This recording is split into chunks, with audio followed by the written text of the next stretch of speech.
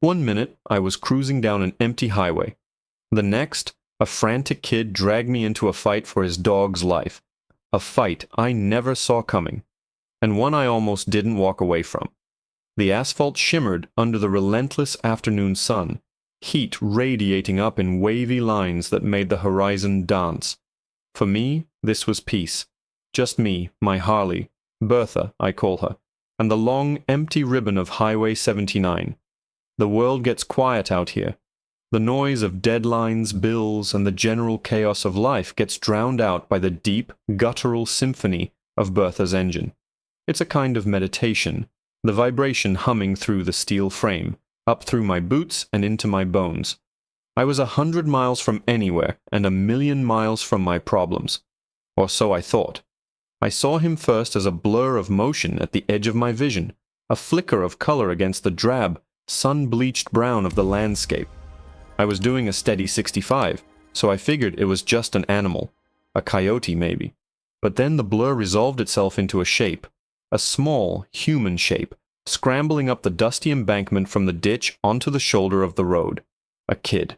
And he was running straight towards the highway, waving his arms like a madman. My heart leaped into my throat. Instinct took over. I squeezed the brakes hard, the rear tire chirping in protest as Bertha fishtailed just a bit.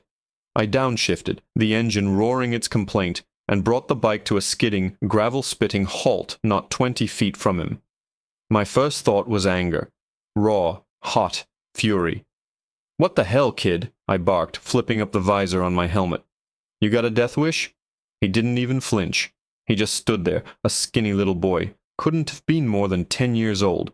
He was wearing a faded red t-shirt and shorts that were caked with dirt. His chest was heaving like a tiny bellows, trying to suck in the hot, thick air.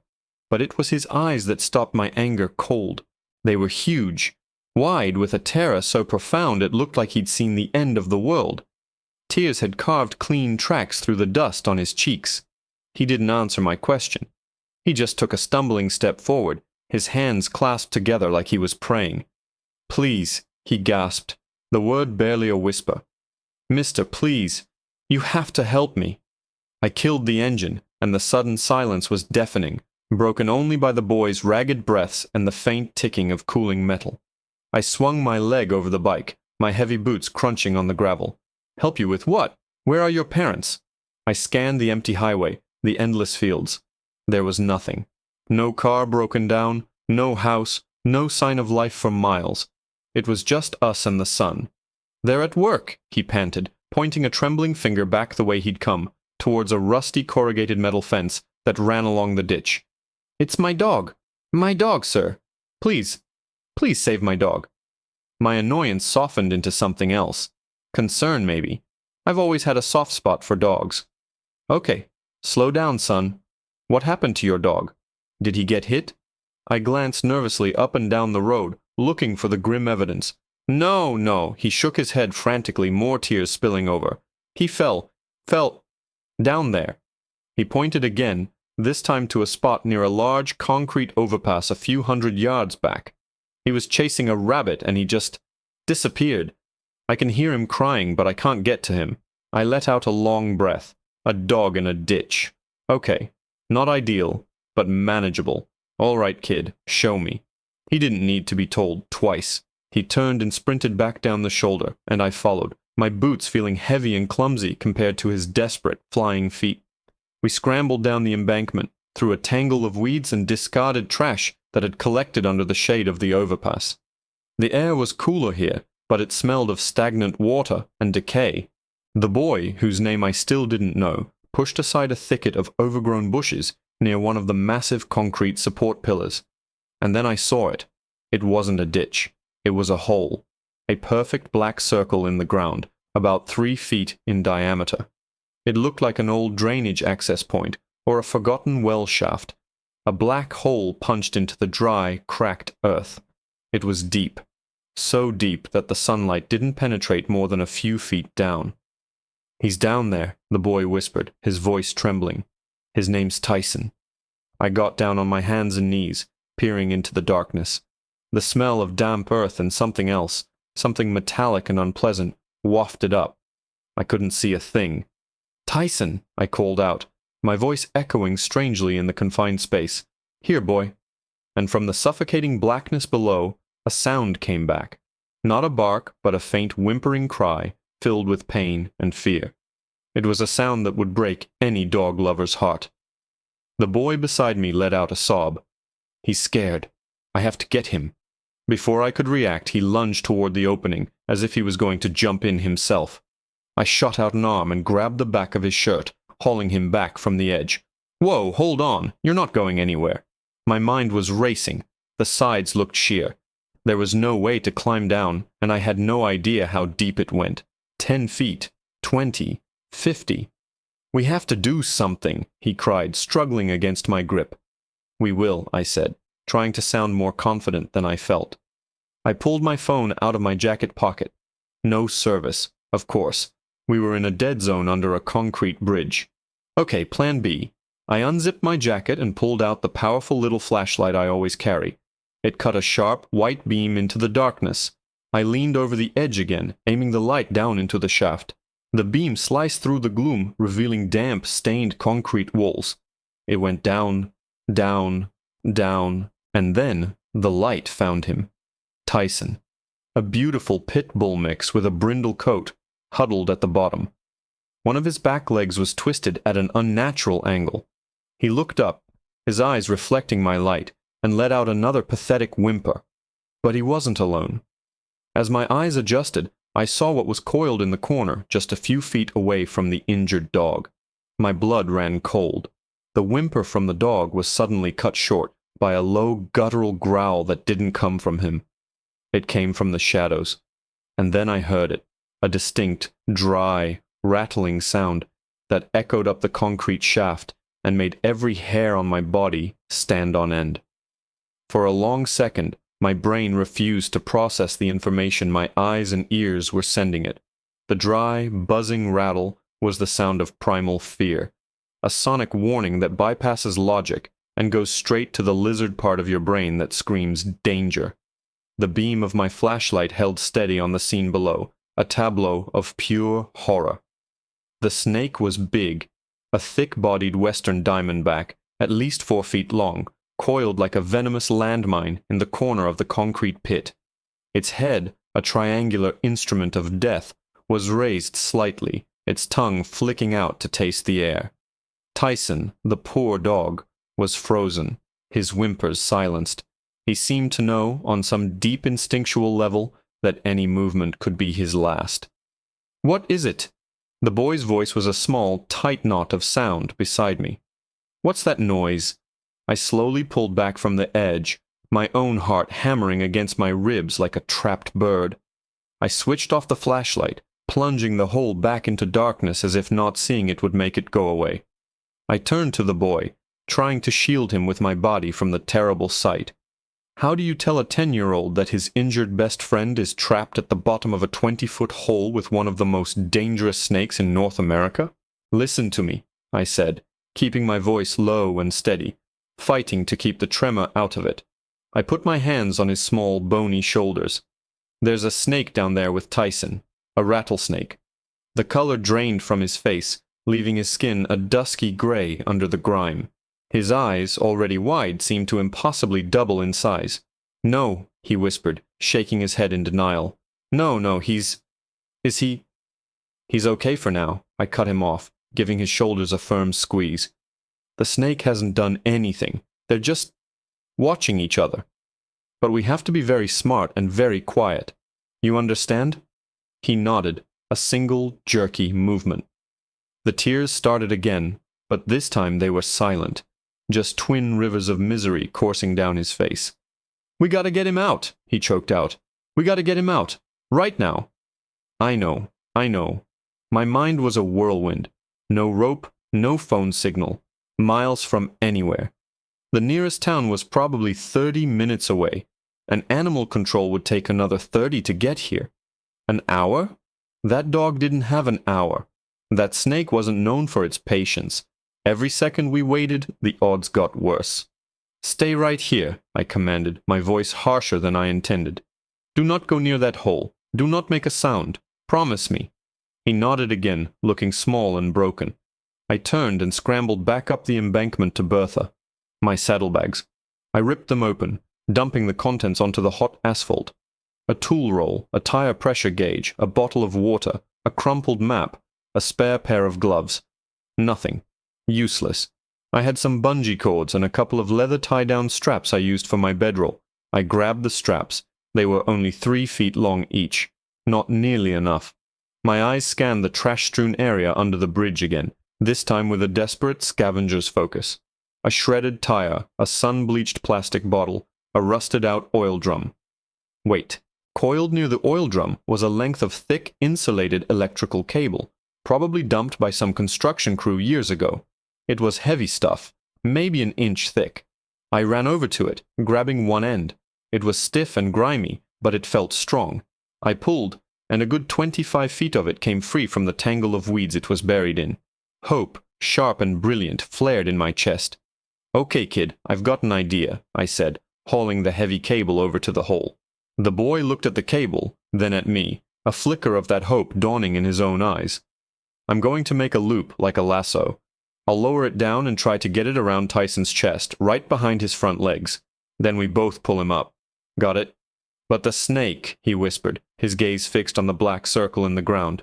"The snake doesn't want to bite him unless it has to," I lied, praying it was true. "We'll be slow and quiet. It'll be fine."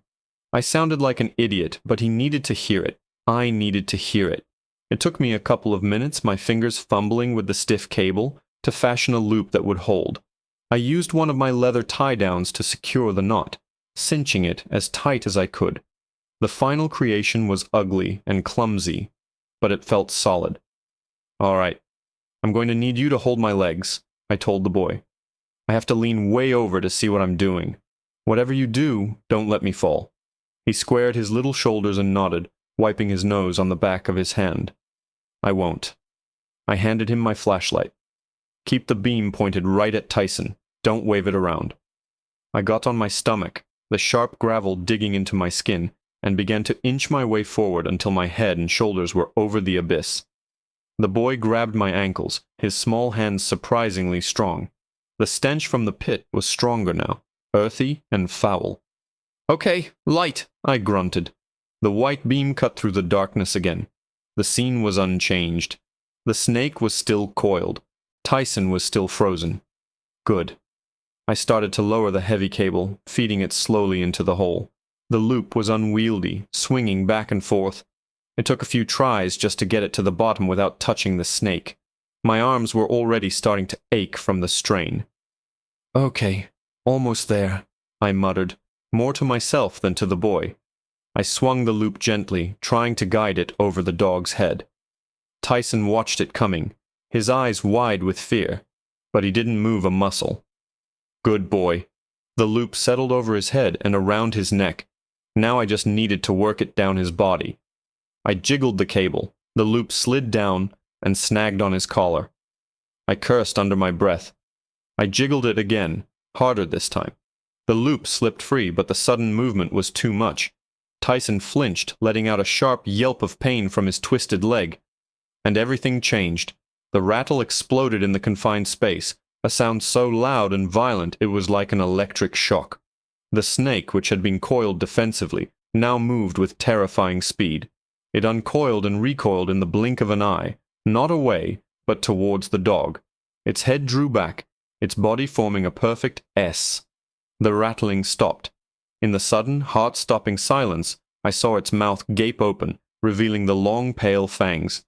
It was going to strike, right at Tyson's face, and I was 20 feet away, armed with nothing but a clumsy piece of junk cable. Time seemed to stretch and warp in that moment. The snake's open mouth, the glint of my flashlight on those terrible fangs, Tyson's terrified, unblinking eyes, it was all frozen in a perfect nightmarish snapshot. My mind screamed, a wordless roar of panic and denial. There was nothing I could do. I was a spectator to a tragedy, dangling helplessly over the edge, but then my hand, the one gripping the heavy electrical cable, moved on its own. It was pure instinct, a desperate last-ditch Hail Mary. I didn't think. I just acted, With a grunt, I jerked the cable upwards with all my strength. The heavy loop, still hanging around Tyson's neck, shot up and snagged on his collar again. But this time I didn't stop. I yanked hard, the raw force of it dragging the dog a precious foot or two across the concrete floor of the pit. It was a clumsy, brutal movement, and Tyson yelped in agony as his injured leg scraped against the rough ground, but it saved his life. The diamondback struck, its head a blur of motion, hitting the exact spot where Tyson's head had been just a split second before. Its fangs clicked audibly against the empty concrete. The snake, enraged by the miss, recoiled instantly, its rattle starting up again, a furious, high-pitched buzz that vibrated through the ground and up into my chest. It turned its attention from the dog to the new threat, the swaying cable descending from the light-filled world above. It struck again, this time at the cable itself, its fangs sinking into the thick rubber insulation. "Pull!" I screamed at the boy, my voice cracking. "Pull with me! Now!" He didn't hesitate. He dropped the flashlight, which clattered on the ground, its beam now pointing uselessly off into the weeds, and grabbed the cable with both hands. We were a strange team, a grizzled biker and a scrawny 10-year-old pitted against gravity and a very angry reptile. We heaved together, our boots slipping in the loose dirt. The cable was incredibly heavy, and adding the dead weight of a 60-pound pit bull made it a monumental struggle. For a terrifying second, nothing happened. The weight felt immovable. Then slowly, inch by agonizing inch, Tyson began to rise. He was dangling from his collar, his body spinning slowly, his good legs kicking feebly in the air. The snake, still latched onto the cable a few feet below him, was being lifted as well. A venomous, writhing pendulum of death. It thrashed wildly, its body slapping against the concrete walls of the shaft, its rattle a constant hellish soundtrack to our efforts. "Keep pulling," I yelled, my muscles screaming in protest. Sweat poured down my face, stinging my eyes. My leather jacket felt like an oven. The boy was grunting with effort, his small face contorted into a mask of fierce determination. He was putting every ounce of his being into that pull. We were a matched set, desperation giving us a strength we didn't know we possessed. 10 feet from the top. The snake was still attached, its weight adding to our burden. Its tail was a blur, the rattling so fast it sounded like a machine. 5 feet. I could see Tyson's eyes clearly now, wide with a mixture of pain and confusion. His breathing was shallow and ragged. The strain on his neck must have been immense. "Almost there, buddy," I gasped. "Just hang on." 3 feet. The snake, perhaps realizing it was being drawn into the light, into the open, suddenly let go. It dropped back into the darkness of the pit with a wet smack, the rattling instantly resuming, angrier than ever. The sudden release of its weight almost sent us staggering backward. "He's here," the boy shouted. "We got him." With one final coordinated heave, we dragged Tyson over the edge and onto the solid ground. He collapsed in a heap, whining pitifully, his body trembling uncontrollably. I let go of the cable and scrambled over to him, my heart feeling like it was going to explode. He was alive. Battered, his leg was a mess, but he was alive. The boy threw himself onto the dog, wrapping his arms around Tyson's neck, sobbing with relief. "You're okay, Tyson, you're okay. I got you." I took a moment to catch my breath, my hands on my knees, sucking in deep gulps of air. Adrenaline was coursing through me like electricity. I looked down at my hands. They were raw and scraped from the cable. I didn't care. We did it. We actually did it. I knelt beside them, running a hand gently over Tyson's flank. "We need to look at that leg, kid," I said, my voice hoarse. "And we need to get out of here. That snake is not happy." The boy, whose name I finally learned was Andre, looked up at me, his face a mess of tears and dirt. "Thank you," he whispered, the words thick with emotion. "Thank you, thank you, thank you." "Don't thank me yet," I said, managing a weak smile. "We're not done." I quickly assessed the dog's leg. It was definitely broken, maybe in more than one place. He couldn't put any weight on it. We had to carry him. "Okay, here's the plan," I said, thinking fast. We'll use my jacket as a sling. You get on one side, I'll get on the other. We'll lift him together and get him up to my bike." Andre nodded, his focus absolute. He was a good kid. A brave kid.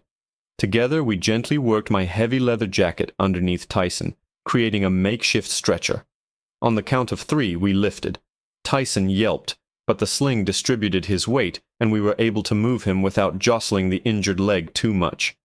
We scrambled back up the embankment, a slow, awkward procession, and finally made it to the shoulder of the highway. I gently laid Tyson down on the gravel next to Bertha. Now what? I couldn't exactly balance a 60-pound injured dog on a Harley, and we were still miles from anywhere with no cell service. The adrenaline started to wear off, replaced by a cold wave of uncertainty. We'd won the battle, but the war wasn't over. This dog needed a vet, and he needed one fast. I stood up and scanned the horizon, hoping for a miracle. The highway was still deserted in both directions. The sun was starting to dip lower in the sky, casting long shadows across the road. We were losing daylight. I looked at Andre, who was whispering comforting words to his dog, and felt a surge of responsibility that was heavier than any motorcycle. Just as a knot of despair began to tighten in my gut, I heard it. A low hum in the distance. It grew steadily louder, resolving into the unmistakable sound of an engine. A vehicle was coming.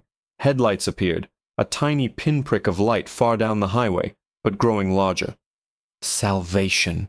I stepped into the road, waving my arms frantically, a mirror image of how I'd first seen Andre not 30 minutes ago. The vehicle, a large beat-up pickup truck, slowed as it approached. It pulled over onto the shoulder, kicking up a cloud of dust that enveloped us. The driver's side window rolled down with an electric whine. An older man with a weathered face and a stained baseball cap leaned out. "Everything all right here?" he asked, his eyes taking in the scene. Me, a dusty biker, a crying kid, and an injured dog lying next to a Harley. "Sir, we need help," I said, walking towards his window. "This boy's dog is hurt bad, broken leg. We need to get him to a vet right away." The man's gaze softened as he looked at Andre and Tyson. "Well, hop in the back. The nearest vet is in Sanderson, about 20 miles down the road. I'm headed that way." Relief washed over me so powerfully my knees felt weak. "Thank you. God, thank you." We loaded Tyson into the bed of the truck as gently as we could. Andre climbed in with him, refusing to leave his side. I promised I'd follow right behind them on my bike. As the truck pulled away, I turned back to Bertha, my mind already on the ride to the vet. That's when I felt it.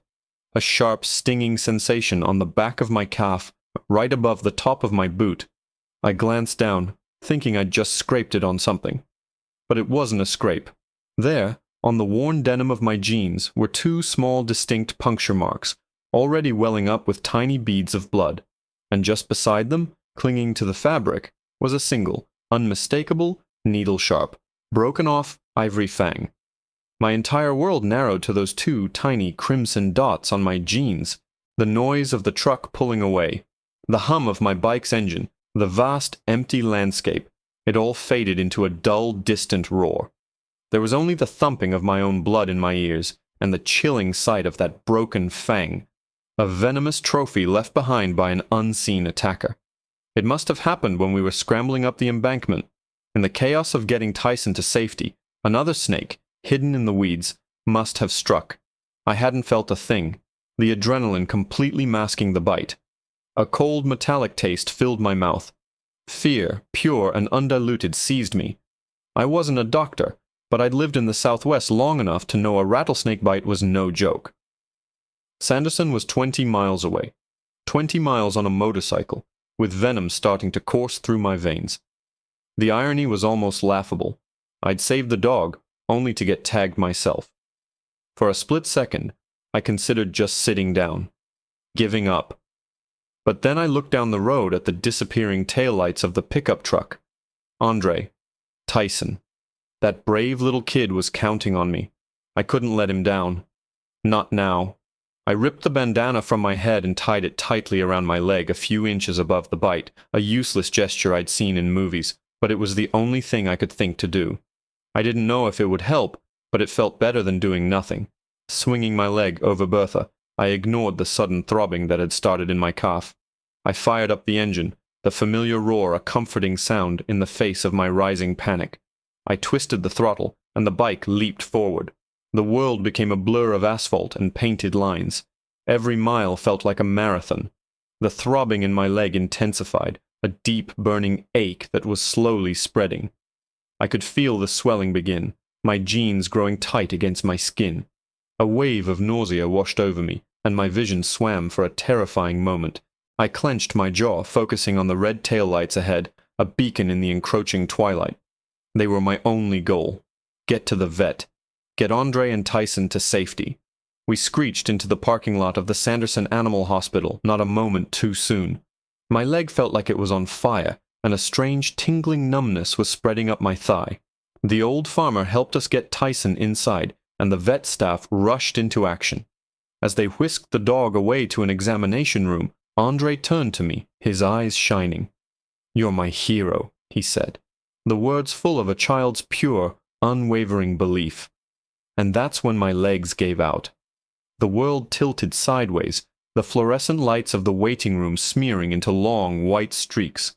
The last thing I heard before the darkness took me was Andre's panicked shout.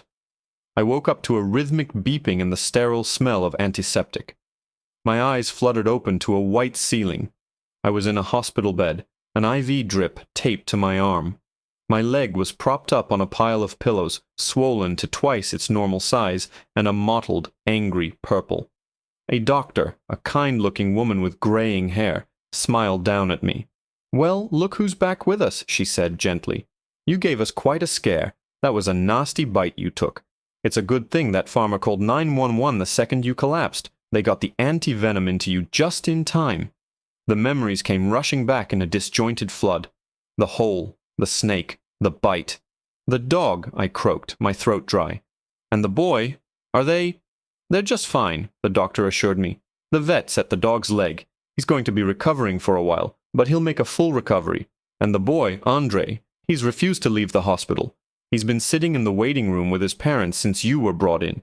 Relief, profound and absolute, washed over me, a more potent medicine than anything in the IV bag. A few hours later, after my own parents had been called and were on their way, Andre and his mom and dad were allowed in to see me. Andre ran to my bedside, his eyes wide. "They said the snake bit you," he said, his voice barely a whisper. "You got bit-saving Tyson." "Just a little scratch," I said, trying to sound tougher than I felt. His mother, a woman with the same kind eyes as her son, took my hand. "A little scratch? Sir, you saved my son's best friend, and you nearly died doing it. We don't have words to thank you." She was crying now, tears of gratitude. The story, as stories do in small towns, got out. The farmer had told the paramedics, who told the nurses. Someone called the local paper. By the time I was released from the hospital a week later, hobbling on crutches with a leg that looked like a bruised eggplant, the story was everywhere. Someone had found the video from my helmet cam, which I'd turned on by sheer habit when I got back on my bike. The shaky, terrifying footage of the rescue, the snake striking, the desperate pull, everything had gone viral. My phone buzzed constantly with notifications and messages from strangers all over the world, calling me a hero. It felt strange. I didn't feel like a hero. I was just a guy on a bike who couldn't leave a kid and his dog in trouble. The real hero, to me, was Andre. That little kid faced down his worst fear and never backed down for a second. A few weeks later, I was back at my place, my leg still propped up, when a car pulled into my driveway. It was Andre and his family. And trotting beside them, his back leg in a bright blue cast but his tail wagging furiously, was Tyson. The dog limped right up to me, pushing his big beautiful head into my hand, and licking it as if to say, "Thank you." Andre handed me an envelope. Inside was a drawing, done in crayon, of a big, bearded biker on a Harley with a dog and a little boy riding in a sidecar. Underneath it, in a child's scroll, it said, "To the toughest biker and my best friend. My life is different now. The quiet emptiness of the road doesn't call to me in the same way. It turns out the connections you make with people and animals are louder and more meaningful than any engine. I still ride Bertha, but now I have a sidecar. Andre and Tyson are my regular passengers. We still ride out on Highway 79 sometimes, but we never stop at that overpass. We just ride on by, the three of us, a strange, unlikely pack, leaving the darkness and the rattlesnakes behind in our dust.